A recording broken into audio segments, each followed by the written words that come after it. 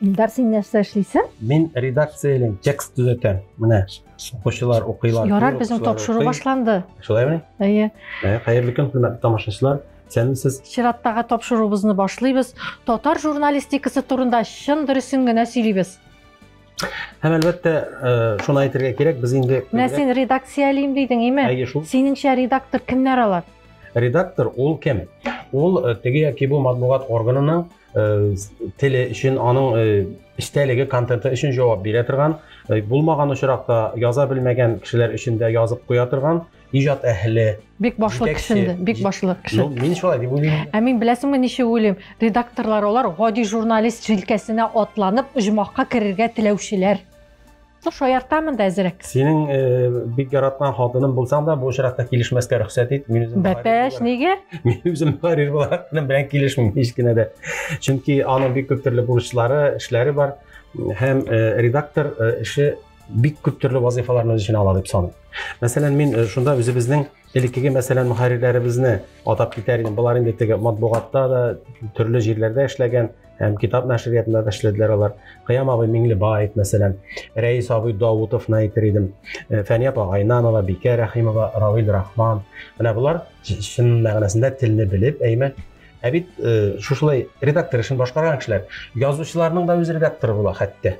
Язучыны язучы иткән редакторлар бар. Яран язучы, журналист язучыдан ким түгел, ансы да бар. Атлас Хафиятовның бик әйбәт сүзен хәтерлим әле. Ул булай дигән иде. Безгә дә ешкына әйтәләр ди. Менә сез бит инде нәрсә генә эшлисез инде редакторлар дип әйтәләр ди. Әгәр дә сез үзегездән килгән язмаларны укып карасагыз, без аларны шулай бирсәк, сез шаклар катыр идегез. Ул безгә килде дә шулай чыкты дип уйлый күрмәгез, аңа бик күп хезмәт салына ди. Мин аны белән килешәм. Әлбәттә, язганда бит инде син фикер турында уйлыйсың, аның формасы турында да уйлап бетермәскә мөмкин. Син фикереңне тизрәк язып калдырырга телисең, шул вакытта хаталар китән дә бу табигый хәл. Шуның өчен бит инде редакторлар бар, шуның өчен корректор дигән вазифалар бар. Әлбәттә. Ләкин кай вакыт аларның күзеннән дә ышкынып китергә мөмкин шул. Әйе, бүген нинди нәрсәләргә әзерләндең, кемнәрне кыздырабыз? Әйдә, кемнәрдер кыздырыйк әле.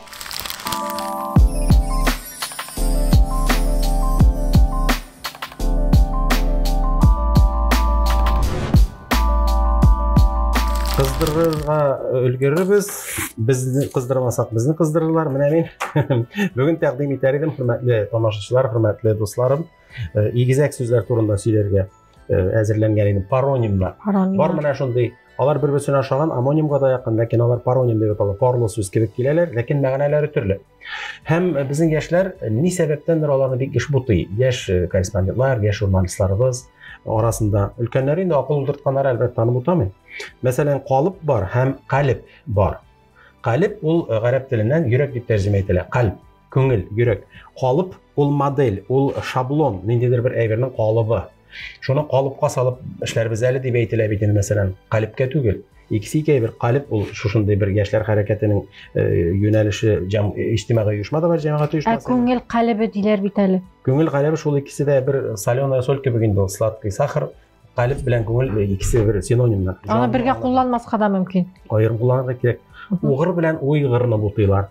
Угыр кабиләләре, фин угыр кабиләләре, бу тарихи термин, бу кабилә, милләтләр исеме, халык исеме. Уйгыр шулай ук бер милләт һәм ул икенче төрле Кытай шигендә яши торган шушында яшәгән халыклар.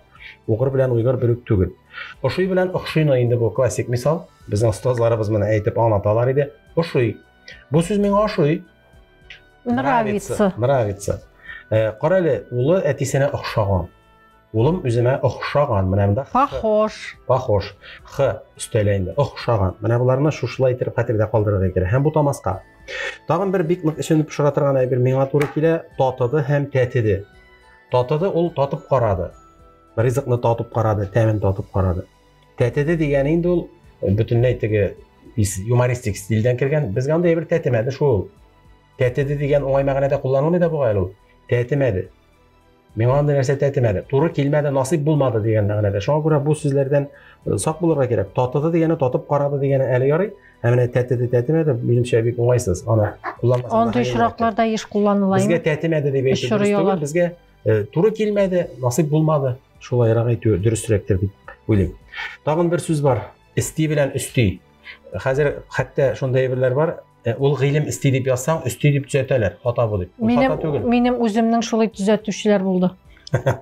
Гыйлем исти. Бу түрк сүзе истиyorum деген сүздән алынган.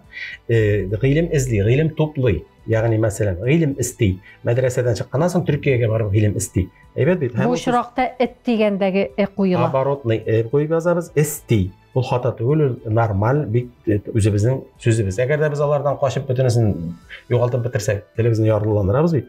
Шаһид белән шәһидне дә бутыйлар, инде әйткәнем бар, телевидение аша да шәһид киткән кешеләр, булар безнең дин өчен үлгән әрвахлар, дин өчен җанын биргән фидаи затлар, мөселманнар, мөэминнәр була инде. Шаһид ул свидетель. Вот, шаһид. Мин бу сүзгә бүген шаһид булдым. Без үзебез шаһид булдык. А белән языла анысы, шәһид белән языла. Кай вакыт хәтта дин әһелләрендә дә шулай бутаучылар очрый әле. Әгәр кисәтү ясасаң, әйтсәң инде, икесе дә бер бит инде, бер төрле языла бит инделәр дип. Гарәп телендә шулайдыр әлбәттә. Ләкин татар теленең үзенең кануннары бар һәм бу сүз татар сүзе буларак кулланылганда, менә мин әйткән формада. Алар да журналистлардан ишетәм икән әллә?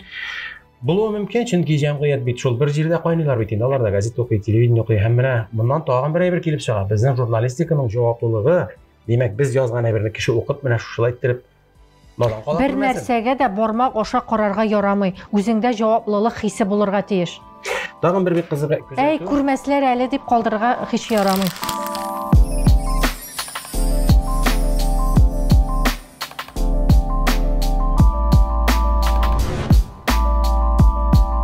Мәкаль белән мәкаләне дә бутыйлар. Мәкаль ул теге ни? Пословица, җыйнак сүз, афористик жанр. Һәм мәкалә ул бит инде әлбәттә статья, язма, журналист яза торган мәкалә. Мәкаль белән мәкаләне һич бутарга ярамый, бусы килешми. Булай булмасын өчен нишләргә кирәк дип сора. Нишләргә кирәк соң? Китап укырга кирәк дидең. Булай булмасын өчен игътибарлы булырга кирәк. Китап укырга кирәк. Әлбәттә укырга кирәк. Ничек инде син китап укымасаң, мәсәлән, кайсы сүзнең ничек язылганын да белмисең бит. Грамоталык өчен, дөрес языр өчен менә шул. Китап укымасагыз, җәмәгать, акыллырак кешеләр белән аралашырга кирәк. Инде һич югы иренмәсәгез, YouTube каналдан безне булса да карагыз. Дип әйтәсе килә. Менә мин лайфхакка бүген синдән шуны сорыйм. Һәм сүзе бар бит, име? Бар. Һәм мин аны үземдә нитәмен дә кайчагында игътибар итмичә җибәрәм. Зиндул кызы була. Шуңа күрә менә лайфхагыңда күрсәт әле, ничек аны дөрес итеп әйтергә. Менә чыннан да татар авазлары бар. Безнең алфавитта алар 6 дана. Ә, Ö, U, J, N, H. Менә шушыларның беренче бишесен ничә вагына әйтәләр, яшьләребез кулланалар. Менә Х авазы белән инде рус әйтмешле бида. Менә ул вакытта аны инде урындыклы Х дип әйтәләр, чөнки ул урындыкка шаган бит инде. Менә ул аваз ничек әйтелә? Пыяла чистарткан вакытта бит менә шүпрәк белән шыкканда бит инде дип берәбез. Нәкъ менә шушылай. Х авазы иштән чыга торган Х һава ташкыны менә үпкәдән менә монда алга таба. Корсактан чыгарырга кирәкме? Шуннан чыга һава. Аннан чыгара алсам бик әйбәт, аннан булмаса үпкәдән генә бәяр. Һава. Менә шушылай иттереп ул сүзләрне әйтеп узыйк. Мөһим түгел. Һава түгел. Хаман түгел, һаман. Шәһәр, аһзар. Менә шушылай нарочито урыс әйтмешли. Күрәләтә шушылай басым ясап, баштангы мәлләрдә әйтеп өйрәнергә кирәк. Инде лайфхак дигәннән тагын, әгәр дә сез моны Илдар Кыямов әйткәндән генә, Мөршид апагыз әйткәндән генә, мәсәлән, яшьләргә адреслап әйтәм. Аңламасагыз, моның өчен Нур Айрат Арслановларның язмалары бар, Рашид Сабировның язмалары, кем әйтмешли, телевидение язмалары, булай аудио, видео кассеталар. Нәфис сүз генералларын далар. Әлбәттә, театрларга барып, актерларыбызны тыңласагыз, анда да бу мәсьәлә шактый дөрес һәм урынлы итеп куелган. Менә безгә әйтәләрдер инде, чыгып утырдылар да икәүләп ирле хатынлык акыл сатып утыралар диләр. Журналистлар арасында да агарту эшләре алып барырга кирәк. Ул менә Илдар әйтеп киткән, театрларда да аларны да татар теле укытучылары килеп өйрәтә. Менә алар төрле рольләр уйнаганда, алар белән махсус тел белгечләре эшли. Без аны беләбез. Өйрәтү дәресләре, мастер-класслар. Барыгызга да игътибарыгыз өчен зур рәхмәт, хөрмәтле тамашачылар. Алдагы көннәрдә дә бергә булыйк, бердәм булыйк, яңа чыгарылышларны көтегез. Амин, сау булыгыз. Илдар, кыздырыйк инде берәрсенә. Әйдә, радио икенче тапшыруда радионы нитик әле? Әйдә, нитик. Радиода сөйләүчеләрне. Материал җитәрлек булыр дип уйлыйм.